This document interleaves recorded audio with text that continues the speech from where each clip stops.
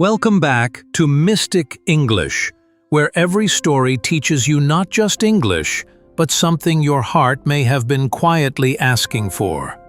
Maybe you come here to learn words, maybe to improve your accent, but sometimes what you really learn is how to think, a little differently.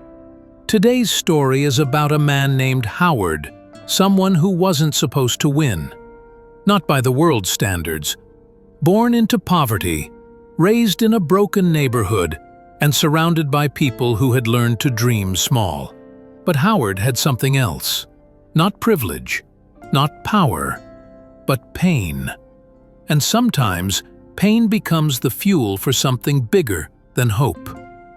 Howard's life started with broken promises, cold winters, and the weight of poverty. And yet, he built something warm, global, and deeply human.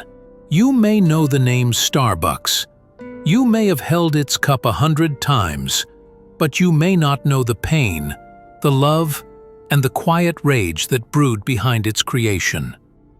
Howard was born in 1953 in a Brooklyn housing project, the kind of place where ceilings leak and futures fade early. His father was a World War II veteran, a truck driver who struggled to keep a job. Just a paycheck that barely lasted the week, and the quiet frustration of a man who knew he could have done more, if only life had been fairer. No savings, no insurance, no stability. One fall on the job, and everything would collapse. And that's exactly what happened.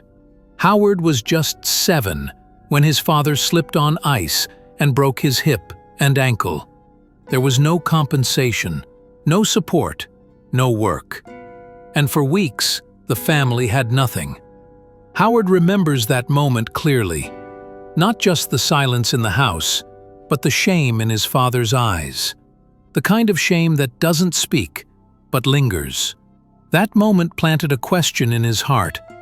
Why do some people matter more than others? Why do some lives come with dignity and some don't? Most people would have buried that question, but Howard didn't. He wasn't a straight-A student, he wasn't handed scholarships, but he had grit. He played football, pushed himself through school, and eventually scraped his way into Northern Michigan University, the first in his family to go to college. He worked as a bartender, sold blood, did odd jobs, anything to stay enrolled. And when he graduated, he didn't walk into a corner office. He walked into sales, photocopiers, housewares, anything. He was chasing opportunity, but also trying to outrun the fear of going back to where he came from. Then, in 1981, he walked into a small coffee company called Starbucks. Back then, it wasn't a cafe. It was a store that sold beans. But Howard saw something in it, a culture, a feeling, something beyond just caffeine. He convinced the owners to hire him as director of marketing, and within a year he flew to Milan. That trip changed everything. In Italy, coffee wasn't just a drink, it was an experience, a ritual, a moment of pause in a noisy world. Cafes weren't fast-paced counters, they were living rooms for the public, places where people gathered, talked, thought. He came back to the US with a fire in his chest. What if Starbucks became that? Not just a store, but a place of belonging. But the founders didn't agree. They didn't want to turn Starbucks into a cafe. They liked selling beans, so Howard left. He started his own company, Il Giornale, with the same dream. And against all odds, it worked. So when the Starbucks founders decided to sell, Howard bought them out, with investors and borrowed courage, and started building. Not a brand, a culture. He focused on people, baristas, customers, and communities. He gave part-time workers health insurance, stock options, at a time when no one in retail was doing that. Because he remembered his father, the pain, the invisibility, and he swore, not on paper, but in spirit, that no one who worked with him would ever feel that powerless again. And that's how Starbucks was born, not just as a company, but as a quiet rebellion. A rebellion against cold business, against soulless work, against coffee that tastes like speed. But success didn't come without storms. But as with all great stories, the climb wasn't smooth, and neither was the summit. Howard had built Starbucks into something nobody had expected, a brand that wasn't just about selling coffee, but about selling a feeling. By the early 2000s, Starbucks wasn't just a name, it was a ritual in millions of people's lives. The company expanded globally, added drive-thrus, merchandise, and more stores than anyone could count. But somewhere in that growth, something was lost. It became clear when customers started complaining. The soul was missing. The warm, earthy smell of beans had been replaced by the sterile efficiency of machines. The personal touch of baristas was drowned under corporate checklists. And the worst part? Howard had stepped down. He had handed the reins to someone else and watched, painfully, as the thing he built became just another chain. He called it the commoditization of the brand. In plain English, Starbucks was losing what made it human, and that broke him. So, in 2008, when the company began to falter, Howard did something rare in the world of billionaires. He came back, not to protect his image, but to save the spirit of what he built. He shut down every store in America for a few hours, just to retrain baristas on how to make the perfect espresso. Think about that. A public company, worth billions, shutting its doors, not for profit, but for principle. Because for Howard, great coffee wasn't just a product, it was a promise. A promise that dignity still exists in the smallest of interactions, that even in a fast world, some things deserve to be done slowly, with care. He reopened stores with a new focus, fewer distractions, more heart. And the brand recovered, not just financially, but emotionally. Starbucks wasn't perfect, it still had critics, but its soul was back. Because of one man's decision, to come back to the fire he started. Howard Schultz wasn't a genius inventor. He didn't write code. He didn't inherit wealth.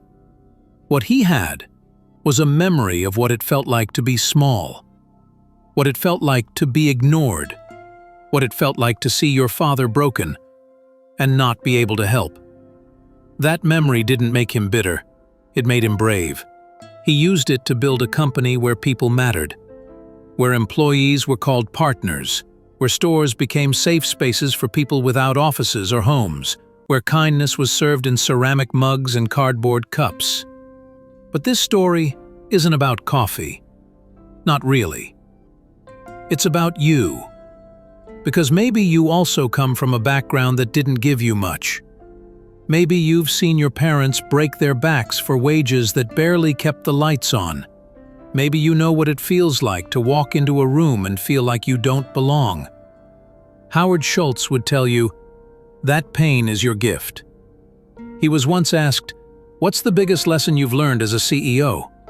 He paused and said, "That success is empty if it comes at the cost of your soul."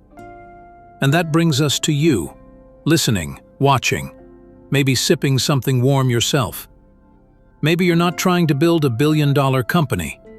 Maybe you're just trying to build a life that feels like your own. Maybe you've been poor, maybe not in money, but in confidence, in love, in peace. Maybe you've seen people succeed around you and wondered, what do they have that I don't? But here's the truth. You don't need permission to begin. Howard didn't wait for someone to pick him. He built his path. Slowly, painfully, honestly. And you can too. You may not have all the answers, but if you have even one reason, one painful memory that you want to rewrite, then that's enough to start. At Mystic English, we tell stories like Howard's, not because they're perfect, but because they're real. Because behind every brand, every logo, every polished CEO speech, there's a kid who once felt small. And stories like these remind us, you may come from struggle, but you don't have to stay there. If you feel moved, if a part of you quietly said, "That's me"? Subscribe. This isn't just an English channel. It's a mirror, a place where your story starts to matter, where you don't just learn words. You learn how to say something that matters. And if you ever forget, just remember this: the most powerful thing you can ever build is yourself. If this story of Howard Schultz moved you, even a little, share it with someone who needs to remember that where you come from doesn't limit where you can go. Maybe it's a friend. Maybe it's you, on a rough day. Don't forget to subscribe, not just to improve your English, but to stay connected to stories that remind you who you truly are. Because here on Mystic English, every story isn't just about language. It's about life, growth, and the quiet strength inside you that the world forgot to mention. Thank you for watching. We'll meet again in the next story.